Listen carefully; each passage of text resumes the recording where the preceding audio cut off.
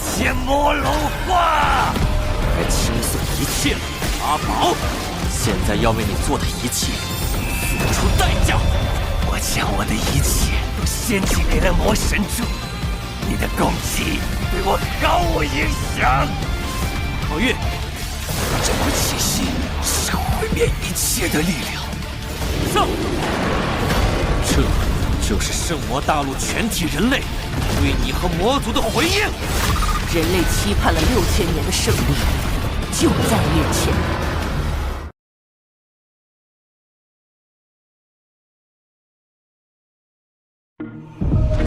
这是神皇的气息。龙浩辰，你太放肆了！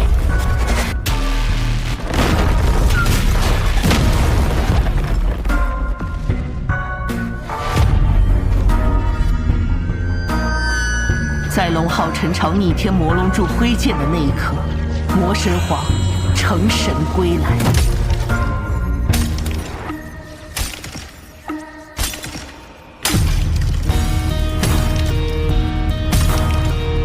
圣魔大陆唯一的神明，在他出现的那一刻起，世界就只剩下了一个圣魔。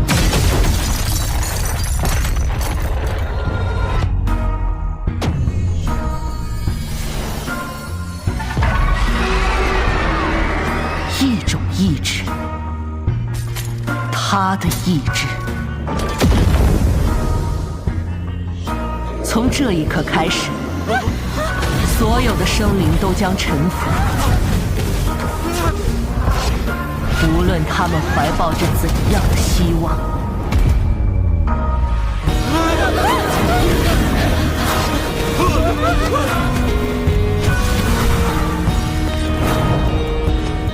从这一刻开始，所有的希望都不复存在，无论是微弱还是耀眼的光芒。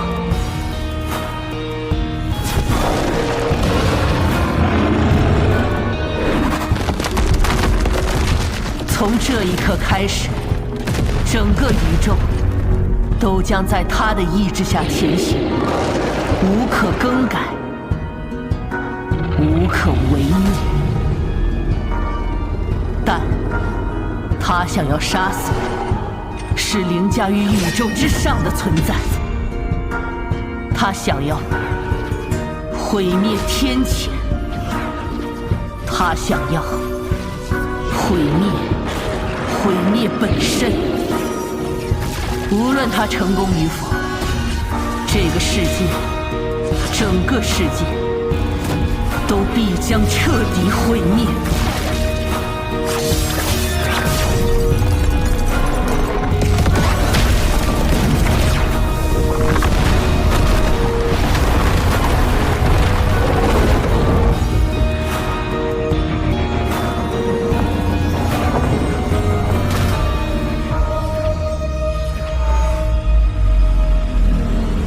但好在这一刻到来之前的瞬间，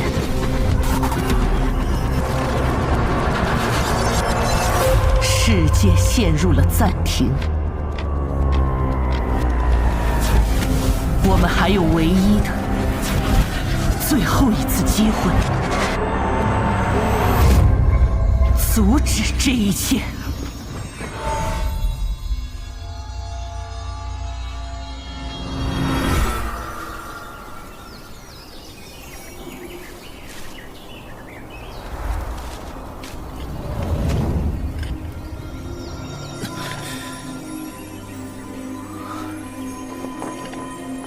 你是创世神？又见面了，龙浩辰。是您将时间暂停了。但如果想真正阻止这一切，阻止世界被毁灭，接下来只有你能做到。我该怎么做？先听我讲个故事吧，在故事的结尾，你就会找到答案。这是我和天谴的故事。在最开始，一切都还没有诞生之前，宇宙就是一片混沌。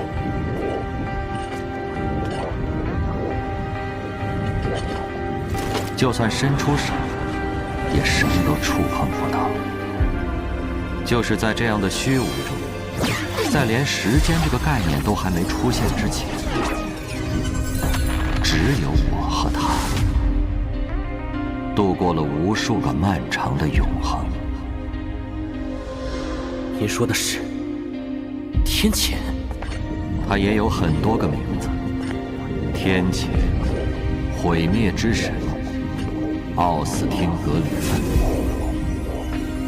或许你也可以叫他皓月。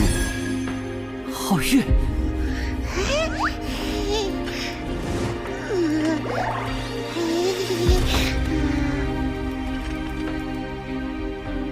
可是，我知道你的疑惑。我可以告诉你的是，天谴是皓月，但皓月并不是天谴。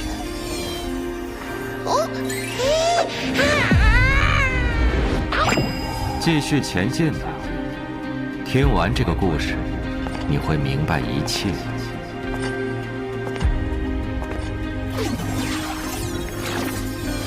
在那场漫长沉眠的最后，我们睁开眼睛的一瞬间，宇宙便诞生。它无比的辽阔，但实在过于单调。于是我创造了诸多世界，创造了光明与黑暗，人类与神明，生命与死亡。但这还不够，我想要每一缕火焰都能燃烧成一种文明，每一颗星辰上都能绽放出一片花海，在宇宙中的每一个角落，万物都能自由生长。这是我的理想，也是我的使命。但要做到这一切，就算是创造世界的神明，也会耗尽力量，回归虚无。即使如此，我也想给予整个宇宙无限的可能。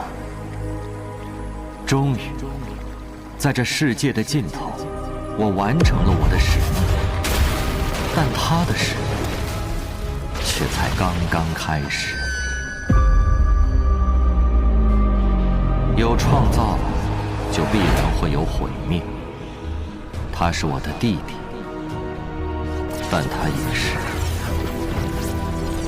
天谴，它代表着宇宙终将走向混乱的必然，一切世界和生灵都将毁灭，没人能阻挡它的脚步。天谴终将降临，即使是选择对抗，世界也依然会毁灭。这就是我与他的故事。我们如同光与暗，是世界的正反面。我们相伴而生，相互制衡，却无法真正消灭对方。只有你能阻止他，拯救这个将被魔神皇和天谴毁灭的世界。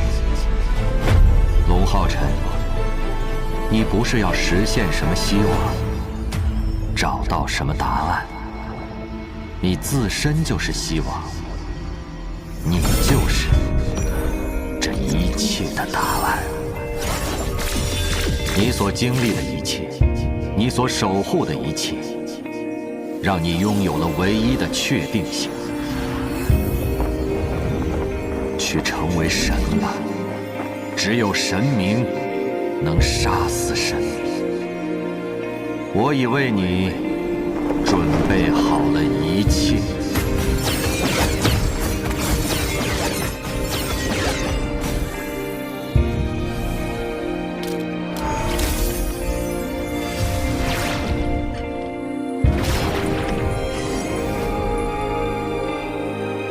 原来6000年前，永恒与创造之神意蒙座打开通往星域的门，就是为了这一刻。而我们在星域凝聚数千年的规则之力，也只为了此刻。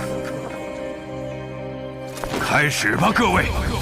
这是我们最后的职责，将我们全部的力量汇聚一体，化作星域前所未有的第6星冕，重启圣魔大陆被摧毁的登神之路。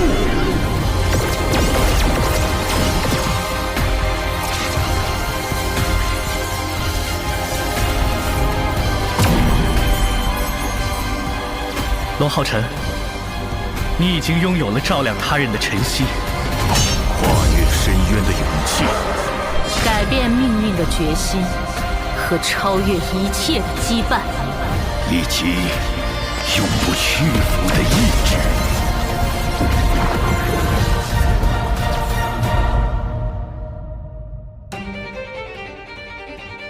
而你的第6星冕将会是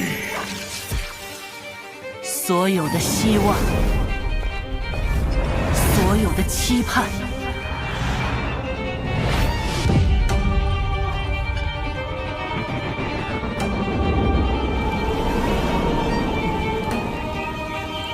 所有闪烁的光芒，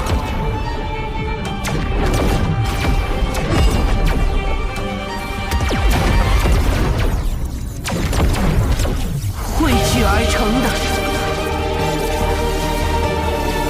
这个世界。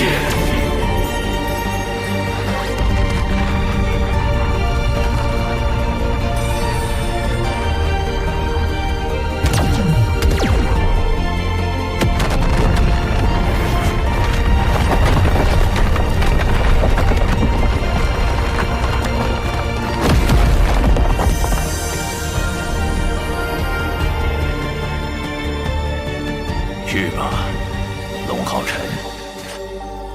前辈们，不用担心我们共同想要守护的世界，还等着你去拯救。而且，这也是带我们回家的最好方式。用这份力量去踏上登神路，拯救人类，打败魔神皇吧！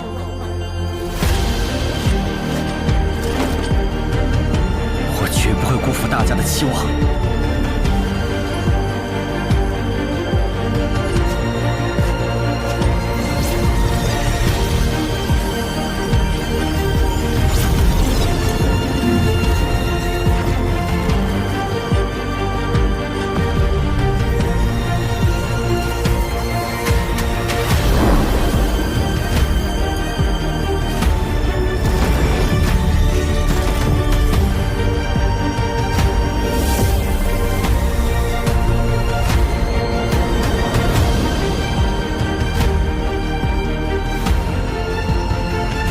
绝不会让我们的世界被任何人毁灭。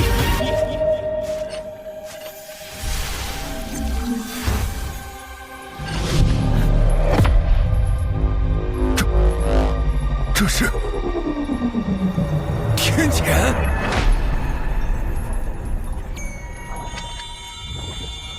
他怎么可能出现在这里？不，绝不能让！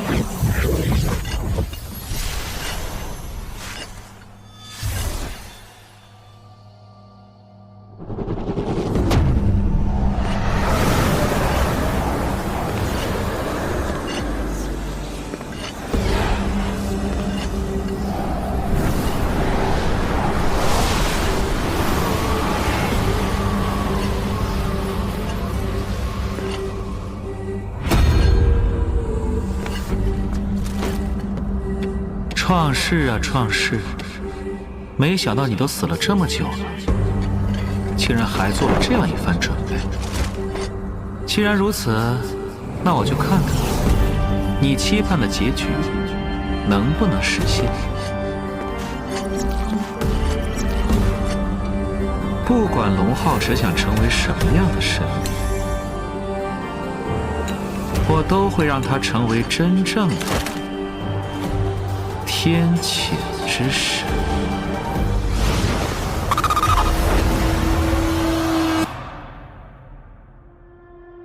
这是魔族降临圣魔大陆的第6197年，这个世界迎来了它的结局，也迎来了神明定下的终点。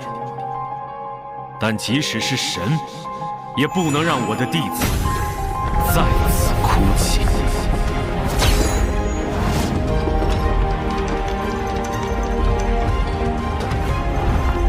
周魔，伊莱克斯大人最后给您留下了一份礼物。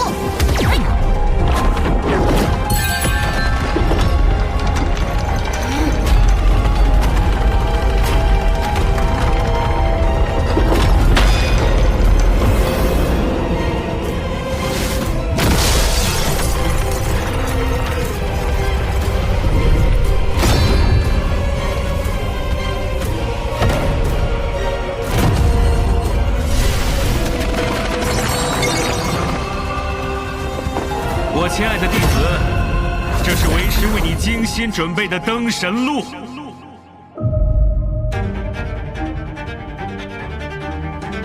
这就是灯神录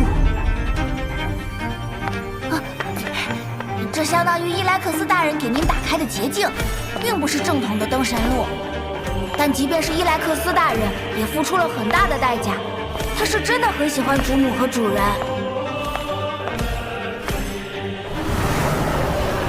主母，我只能陪您到这儿了。伊莱克斯大人说，您可以通过这扇门去到真正的死神所在的冥河，然后夺取他的力量，成为新的死神。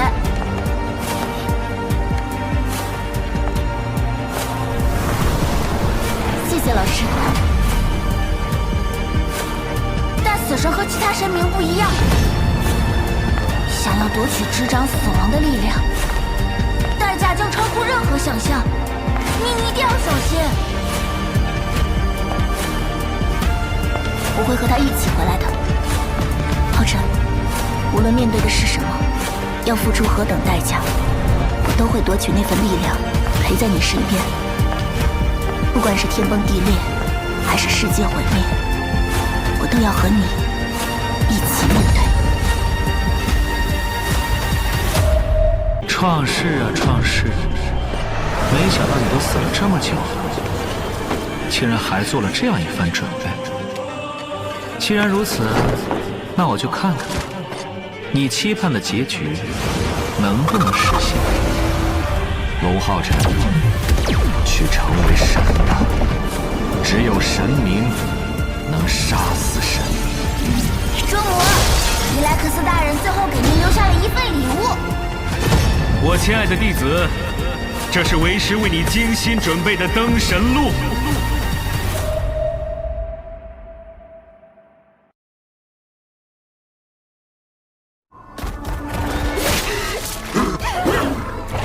在圣魔大陆的传说中，死亡是一条无边无际的长河，每一滴河水都是一个亡魂。无论多么炽烈的情感，无论多么不甘的执念，都会在冥河中忘却消解，就如同水消失在水中。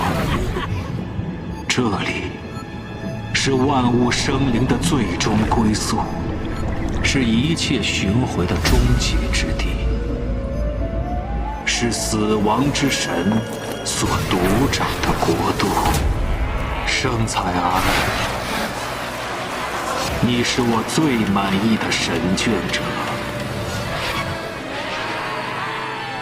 今日，你将执掌彼岸之船，成为新的死神，成为这伟大冥河中亿万亡魂的新的主宰。我记忆中的死神，可没有这么大方。我知道，和其他神明的眷顾相比，吾之眷顾有所不同，甚至称得上残忍。但这冥河中沉淀的是无以计数的执念与遗憾，这是最强大的力量，但也是最沉重的负担。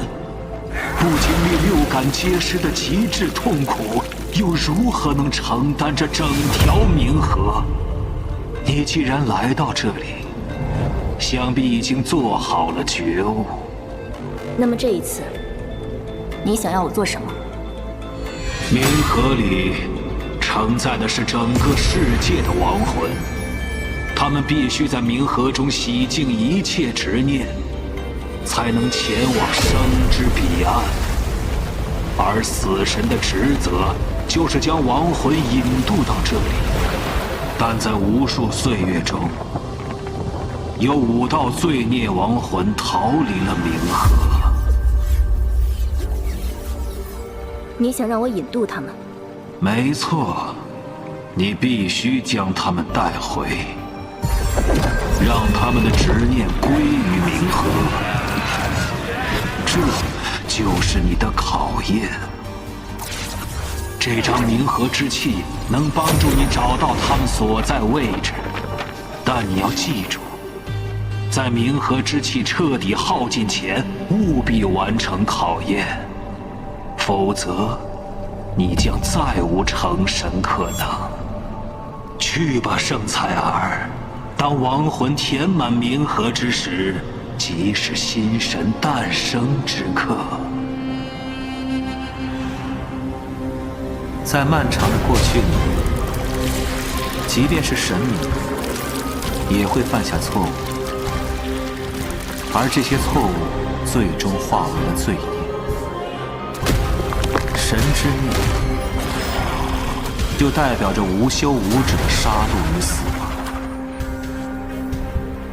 它吞咽着鲜血与屠杀，不断成长。它会追逐猎杀每一个发现它的生灵，如同天生的恶种。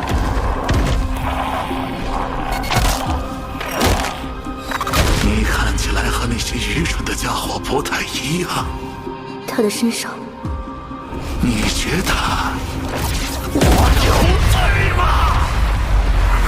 充满了罪恶与怨念。你屠杀的每一个人，我都会用100倍的痛苦倾泻在你身上。看来你和他们没什么不同，都不能理解死亡的愉悦。他的战力大概相当于前15柱魔神。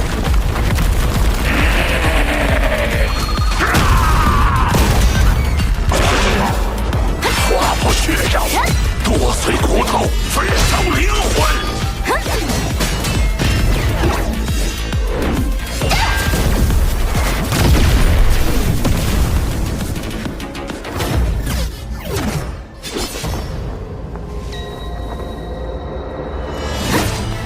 生命消逝只是想起的，是那无趣的冥河里从未有过的美妙哀嚎。我杀了他们，就像他们杀死牛羊。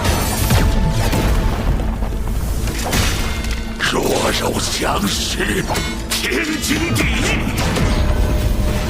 即使是神，也不能净化我。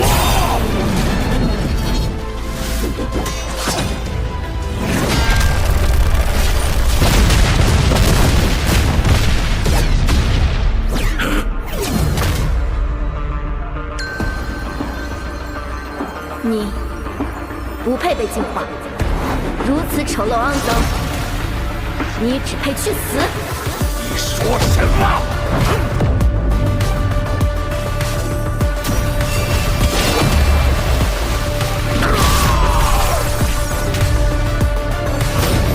冥河，不，你不能杀掉我！毒灭！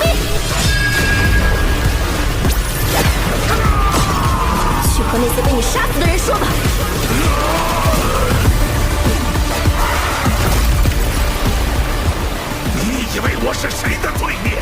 我就是死神的罪孽。你以为成为死神那么容易吗？这句话代表了圣采儿已无了，但他继续向前，继续探究这所谓的考验。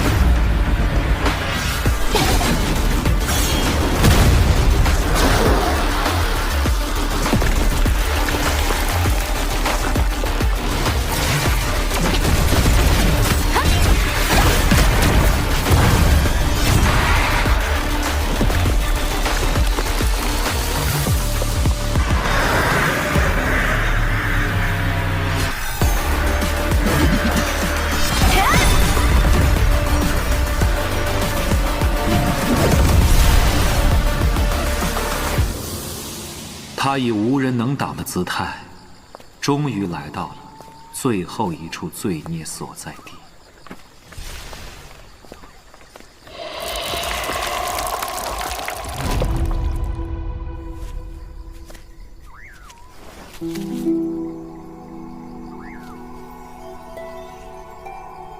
请稍等一下。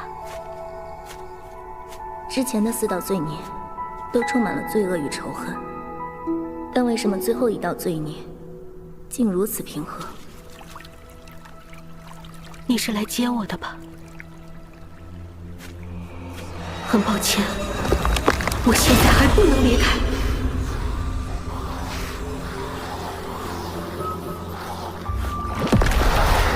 不要再往前了。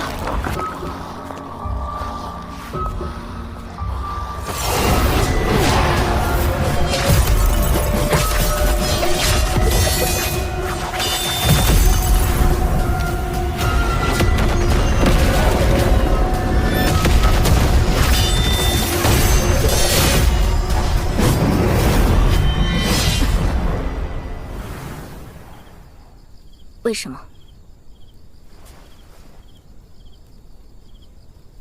我能感觉到，你的心里并没有杀意，但你为什么不愿意离开？我不记得了，我只知道，这是我自己的血。然后，我还有一件很重要的事情，我还不能离开。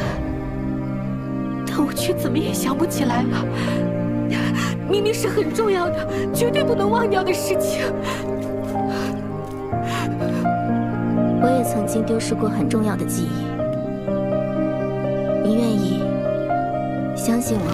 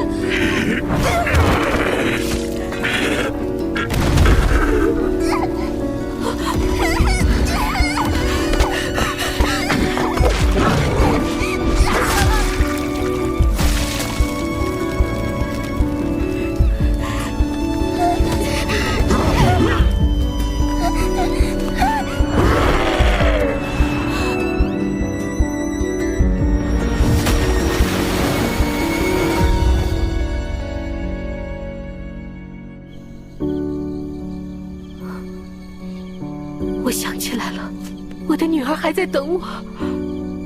绅士大人，谢谢你帮我找回记忆。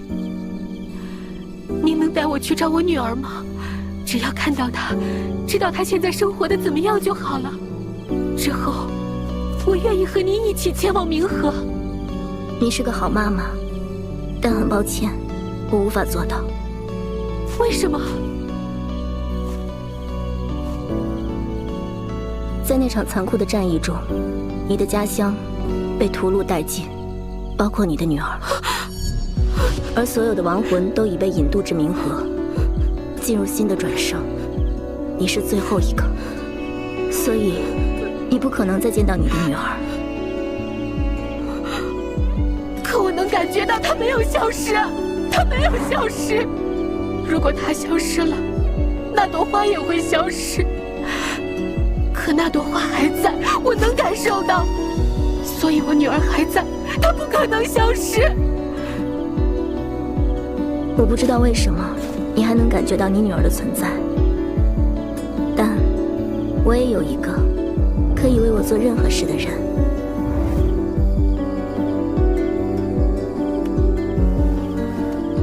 我愿意与你一起试一试。谢谢，谢谢你。只要能见到我的女儿，让我做什么都行。想象你和你女儿最深的连结，我带你去找她。找到了。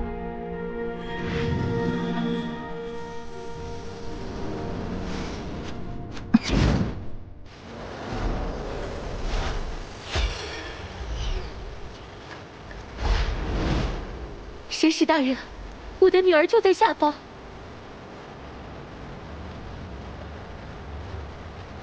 冥河河底，你确定吗？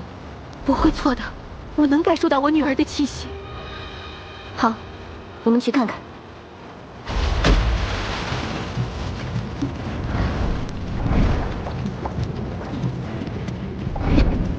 在哪儿？我的女儿在哪儿？冥河河底，只有无数被忘却、消解的执念。你女儿不可能会在这里。不，她一定在这里。我的女儿，她在等我。看来是他想见女儿的执念太深，让他产生了错觉。在那边，那边有人。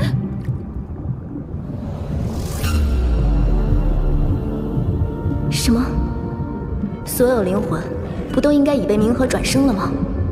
他们必须在冥河中洗净一切执念，才能前往生之彼岸。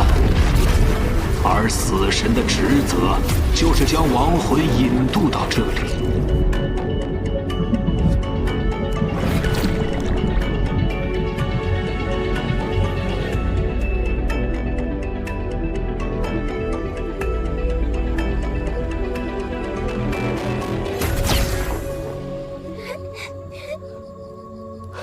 孩子，我的孩子，他没有被转生。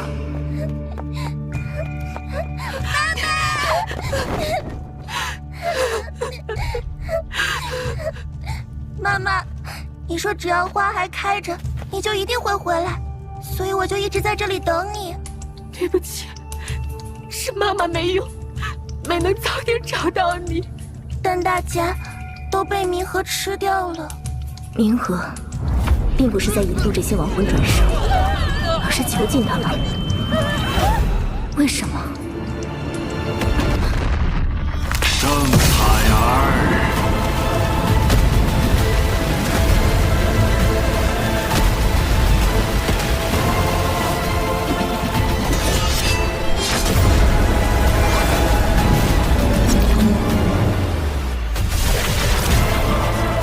你已经找到了最后一道罪孽，杀了他，你就完成考验了。他的身上没有罪孽，有罪的是你。你以为我是谁的罪孽？我就是死神的罪孽。你以为成为死神那么容易吗？你身为死神，本该引渡亡魂，却将他们囚禁、受尽折磨，这是你的罪孽。我有什么罪？只要我把这些亡魂囚禁在冥河，一直吸收他们的力量，我就永远拥有死神的力量，而不是像其他神明一样消失。圣彩儿，我这是在教你如何做神呢。那我就来教你做人。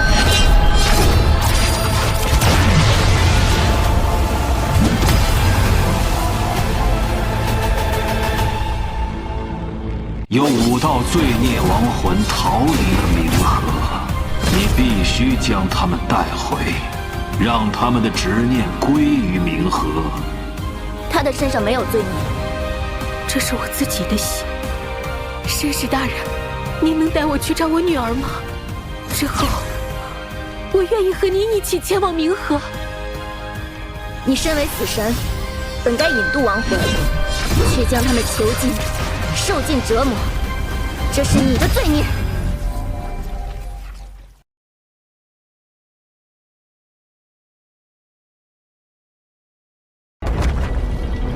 最开始，众神并没有留意到死神的异常，众神都恪守创世赋予的天职，让圣魔大陆正常的巡回流转，直到这片大陆突然频繁爆发灾厄，死亡已经打破了创世设定的生命平衡。众神这才发现，死神早已在死亡国度里封印。他不仅没有将亡魂送往生之彼岸进入巡回，反而将他们都囚禁在冥河中，受尽痛苦与折磨。没人知道他为什么会这样。他们只知道，这个掌控着圣魔大陆生死权柄的神，背叛了创世赋予他的天职，成为了一个堕落的神明。圣彩儿，你是来完成我的考验，成为死神的，怎么敢忤逆本神？你根本不配为神。愚蠢的凡人，你懂什么神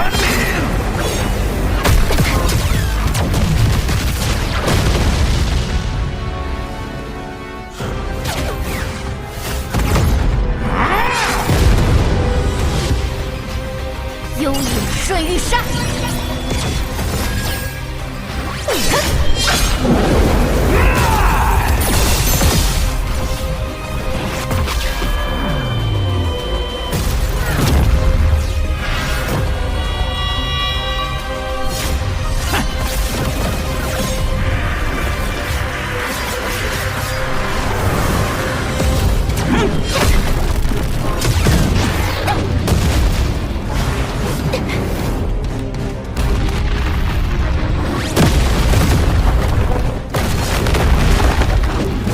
这才是神明真正的力量，和之前老师指导对战的死神神念完全不一样。和他的神力相比，我的攻击都毫无意义。蠢货，竟敢破坏本神的计划，还敢质疑本神！你们这些愚蠢的凡人，还在用灵力做标尺，而神明早已是度量一切的本身。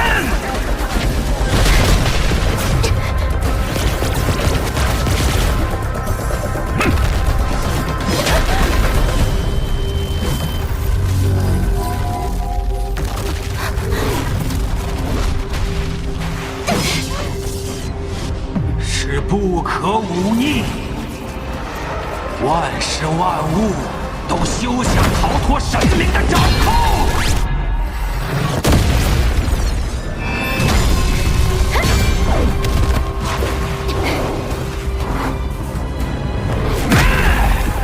老师说过，神明之上是规则的战斗，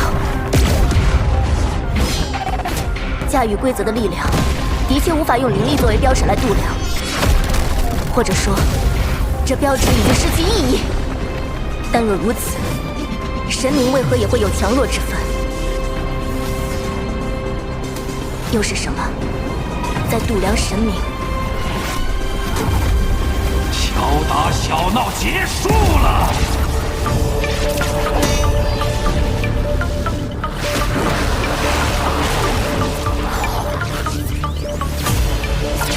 神威，袭击！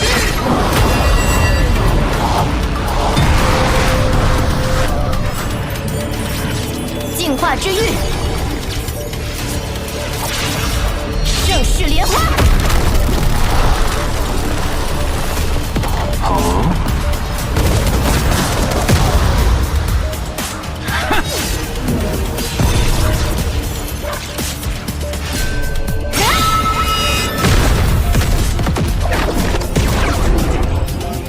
以为在自己的领域里就能有优势，凡人的力量在神力面前不值一提。但我也有神明赋予的力量。死神七诀，第5诀，死之境。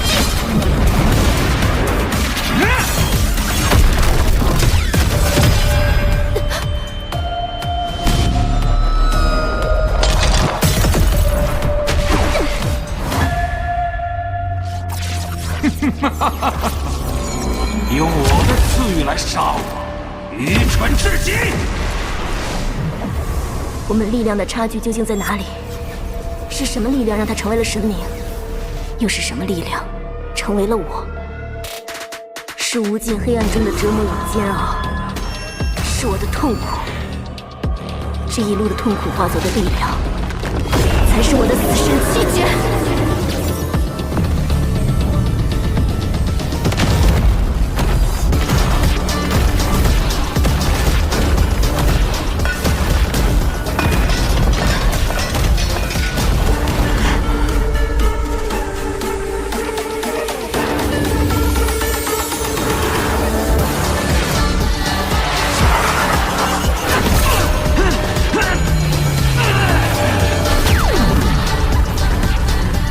第6诀，死亡之路。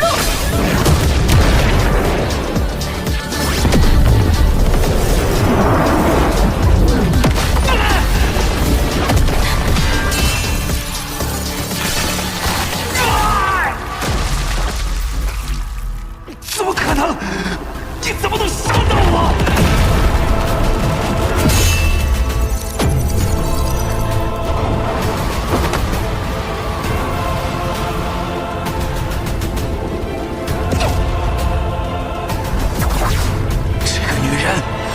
必须杀了他！你永远不可能重生！好强的威压！我将收回赐予你的一切，包括生命。你的痛苦，你的力量，都将不复存在。这便是你忤逆我的代价。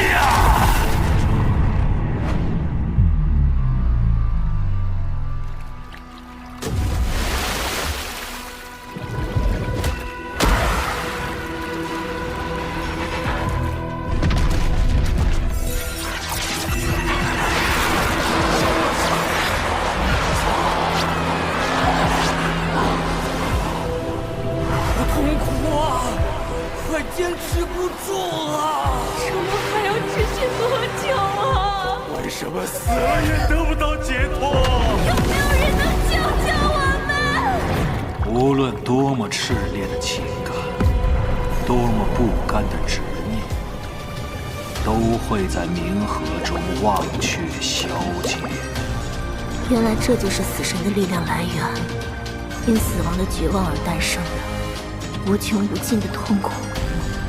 如果我们的力量都来自于痛苦，那我们之间唯一的区别，就是我知道我的痛苦是为了什么。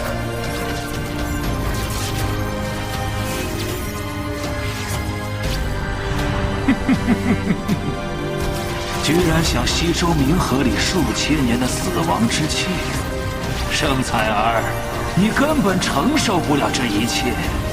这是连神明都无法忍受的痛苦。你的凡人之躯只会被撕成碎片。你这种高高在上的神明，又懂什么是痛苦？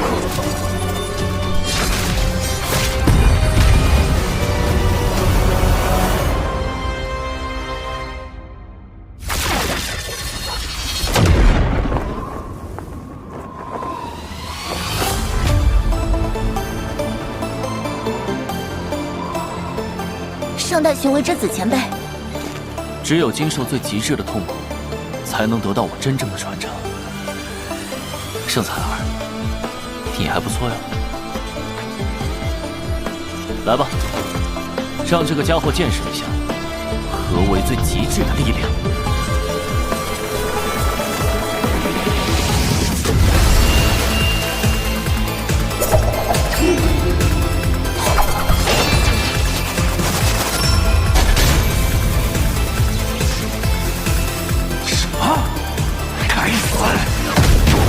传承者小童，也敢反抗我，盛采儿！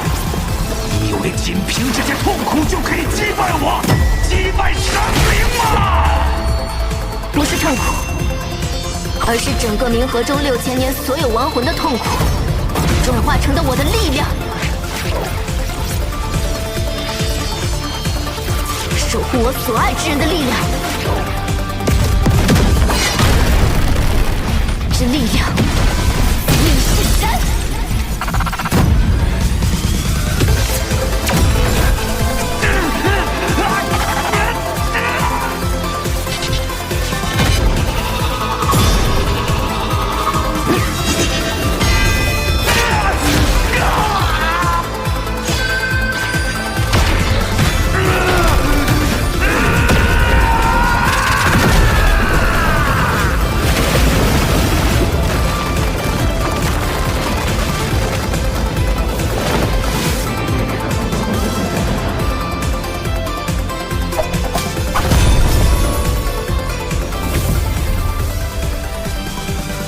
干得很好，我的神眷者。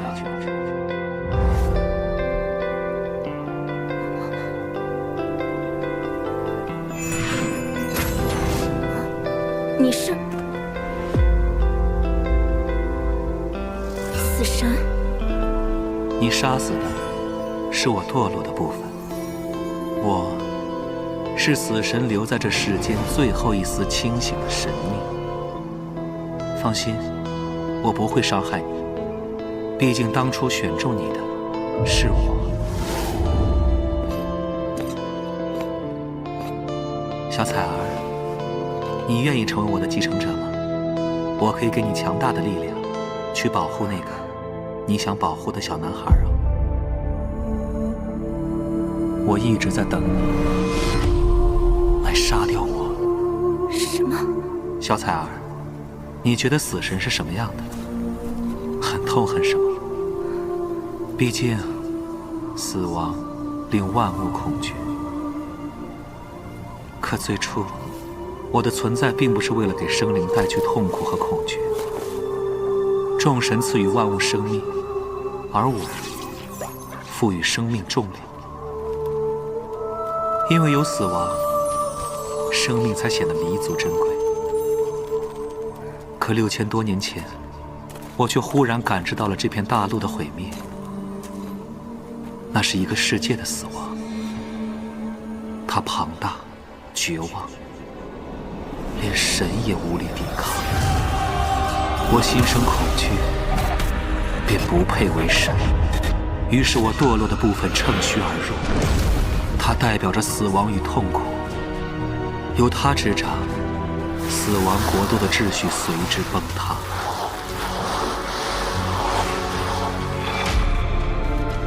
而我早已无力解决，所以我选中你来杀掉我。我要你成为新的神，去斩破这个牢笼，净化这个世界，重启死生轮转的法则。为什么是我？因为你是可以将死亡的痛苦都化为深刻爱意的孩子。成为死神的继承者，你将付出死亡的痛苦，你愿意吗？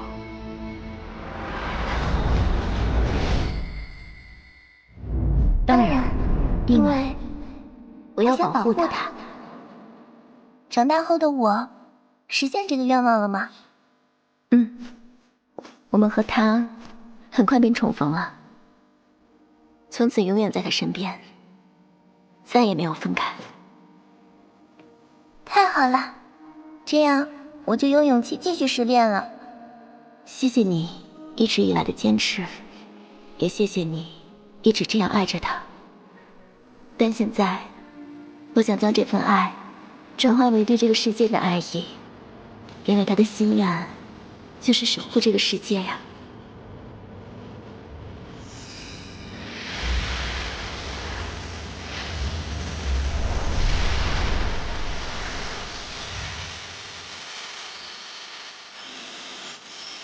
我没选错人，只有深刻的爱意，才能超越死亡的痛苦。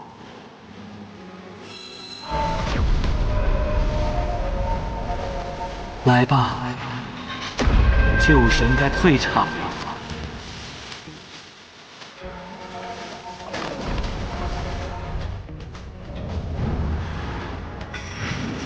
神权更迭，天神即来。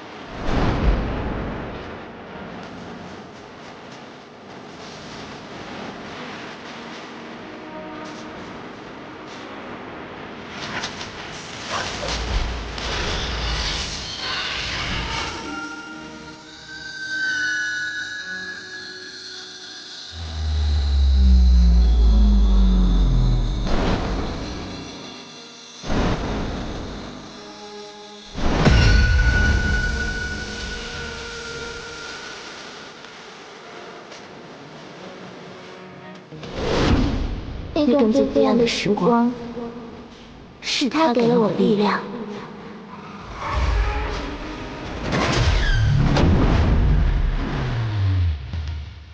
死亡之神，去吧，去斩破一切。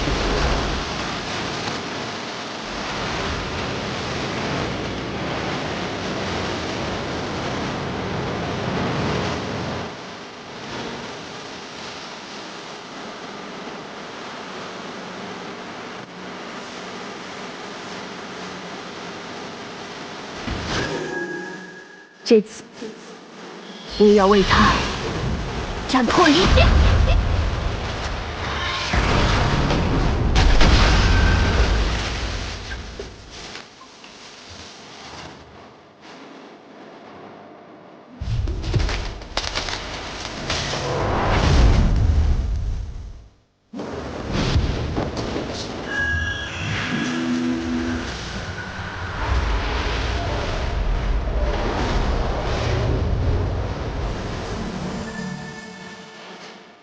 原来，这才是死亡国度真正的样子。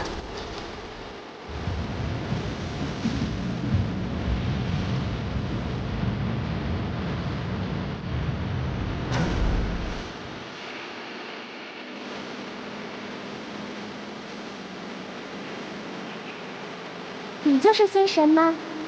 好温暖，原来死神的手不是冰冷的。痛苦消失了，我们被解救了，我们解脱了，我们终于自由了！谢谢你拯救我们，新神。彩儿，成为神明后，你最想做的事情是什么？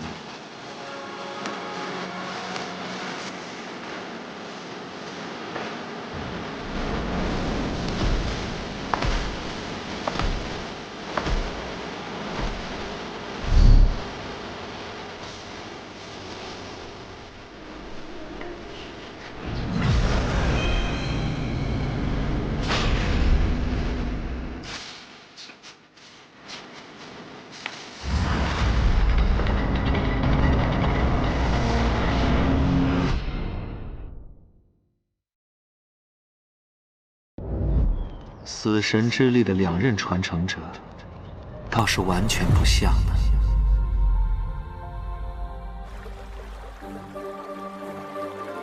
难以置信，人类居然能拥有这样的力量。你打败了我，你想成为新的死神吗？成神？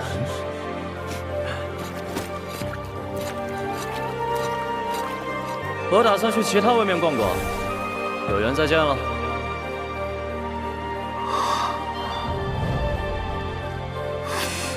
这力量足以弑神。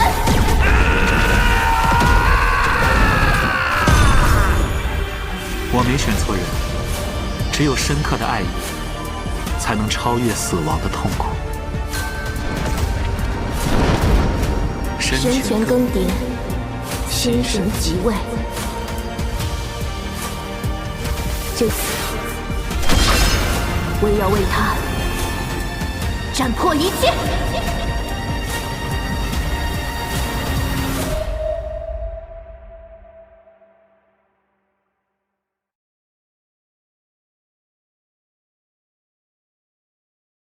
自人类开始吸纳万物灵气时，他们所获得的力量便发生了质变。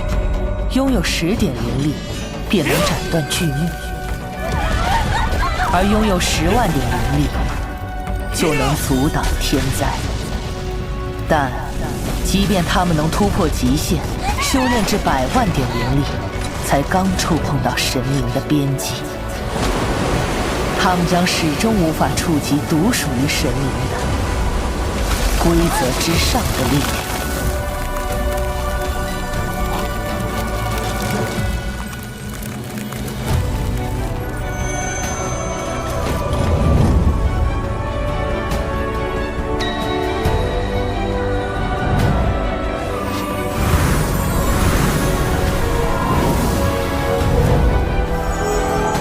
只有成为真正的神灵，才能控制4季，重塑世界，决定整个世界的命运。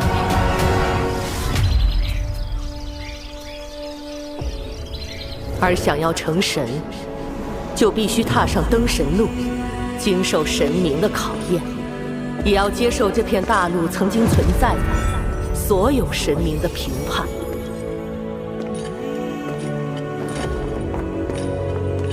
他们便是神明留在这个世界上最后的投影。龙浩辰，我的神眷者，将由我为你开启成神的考验。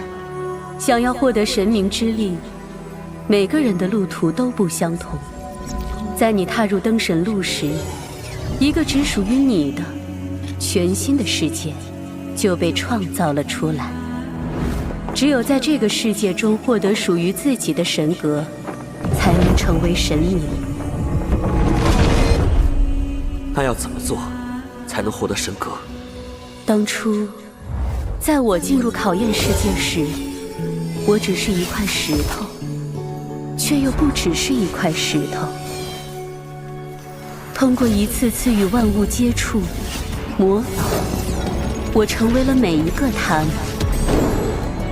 终于，在经历了他们的生命历程后，我在光明最深处找到了属于自己的神格。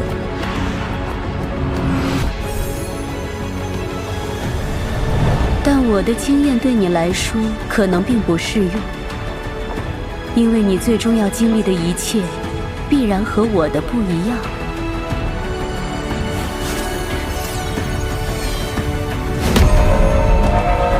龙浩辰，希望你能成为新的光明之神，为圣魔大陆带来光明。太阳啊太阳，不要西沉！黑暗啊黑暗，不要将我们吞没！我们虔诚的希望，虔诚的期盼，期盼传说中的救世主能够出现。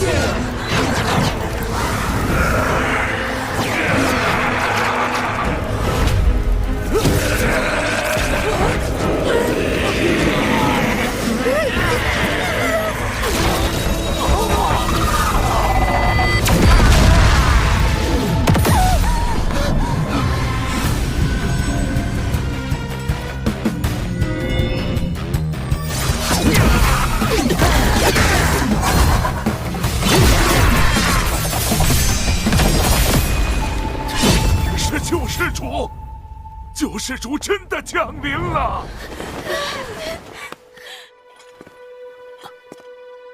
老人家，我能为你们做些什么？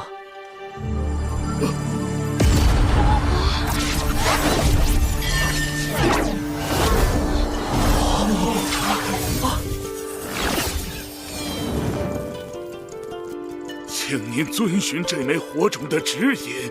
前往太阳下沉的西边，一路集齐5枚希望的火种，点亮这个世界吧。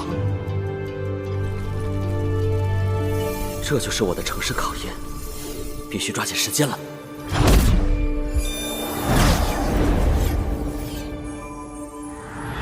真期待啊！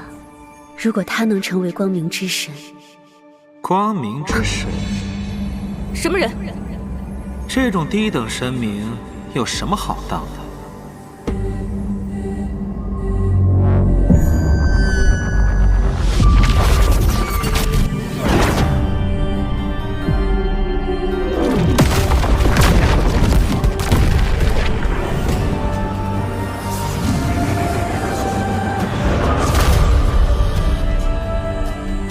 那是天谴之神。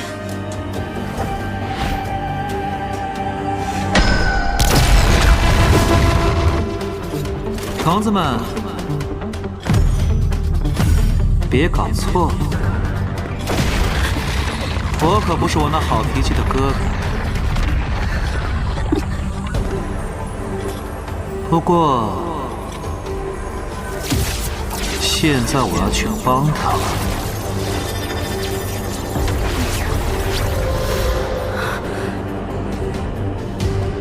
天谴进入了龙浩辰的考验世界。他到底想干什么？先不要担心，每个考验者踏入的世界都是独立的，互不干扰。就算是天谴，也不能对龙浩辰做些什么。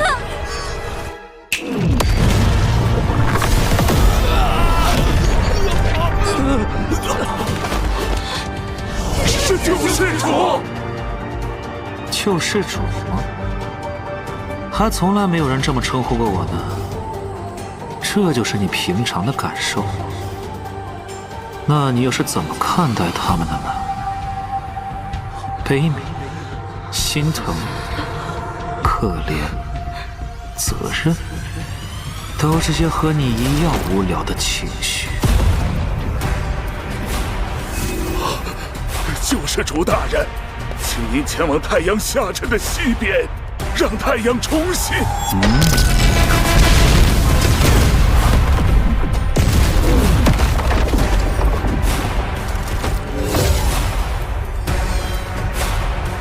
当然会去到太阳那里的。但一位神的考验，只会有一个终点，也只有1枚神格。他们最终一定会在终点相遇。天谴是想抢夺龙浩辰的神格，恢复神力。如果天谴之神回归，世界就将毁灭，所有人、所有生灵都会死。龙浩辰，现在只有你能阻止他了。传说中的救世主踏上了收集火种的旅途，他在净空的飓风之地跃下深渊，获得了勇气的火种。在无尽的迷途之里，锲而不舍，获得了信念的火种。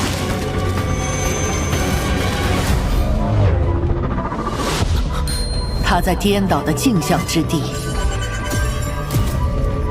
冷静沉着，获得了智慧的火种。终于，只差最后一枚了。但与此同时，毁灭也在朝终点逼近。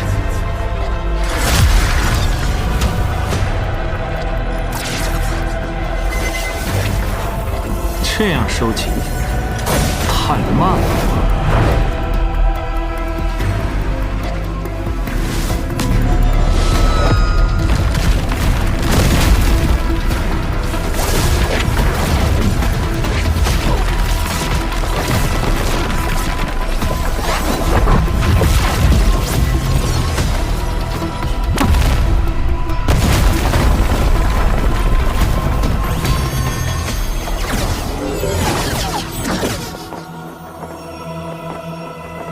只差1枚火种了，哥哥。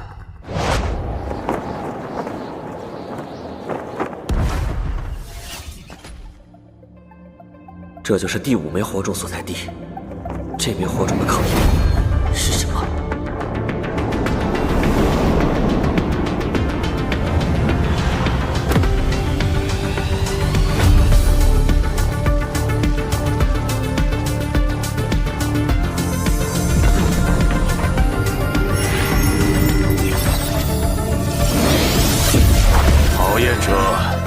你为什么来到这里？为了照亮这个世界，成为神明。既然如此，那就证明给我看。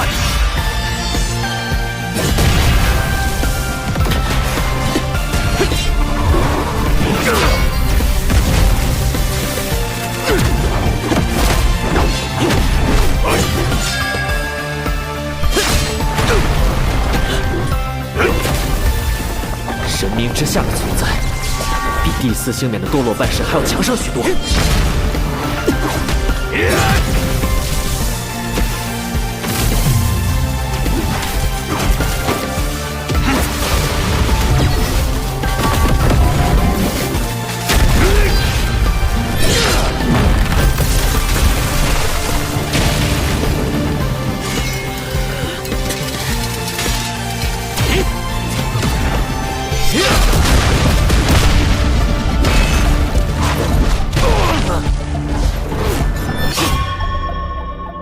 继续战斗没有意义，你不是我的对手。你很强，有资格获得第5枚觉醒的火种。推开那扇世界之门，火种就在门后。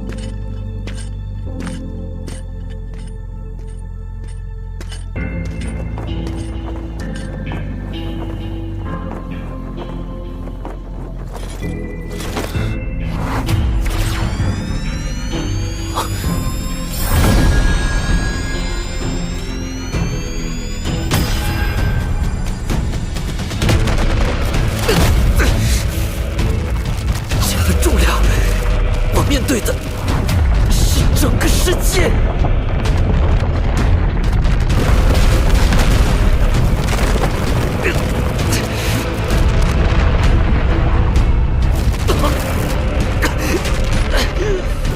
想要推开世界之门，你必须肩负起整个世界的重量，整个世界的呼吸，整个世界的意志，整个世界的愿望，整个世界的未来。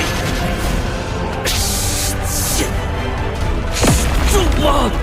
这重量何其之重，能将你粉身碎骨，你是不可能推开的。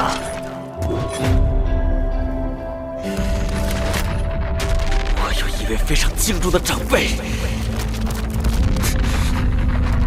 他教给过我一个道理：只要是为了自己真实的世界，为了自己真实的一切，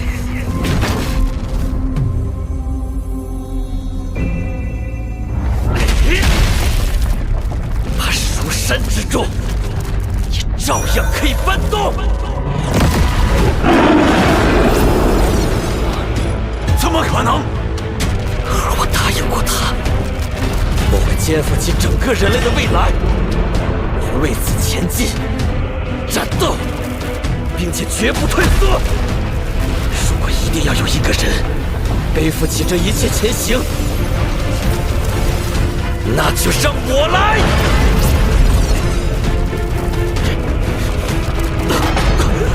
我决心背负世界。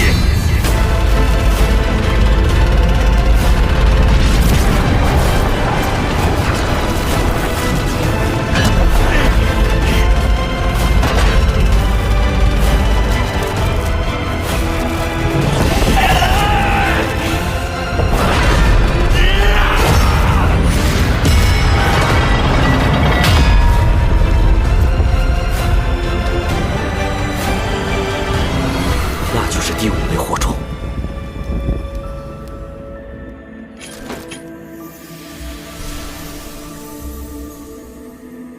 ，5枚火种全部拿到了。接下来，只要让太阳升起，就能完成考验，获得神格了。神谷微霞，辛苦了，哥哥。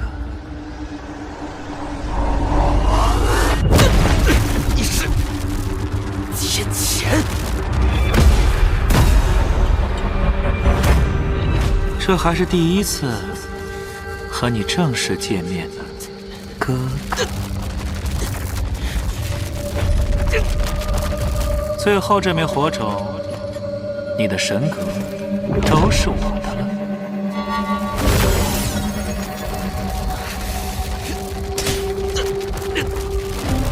手印化铠。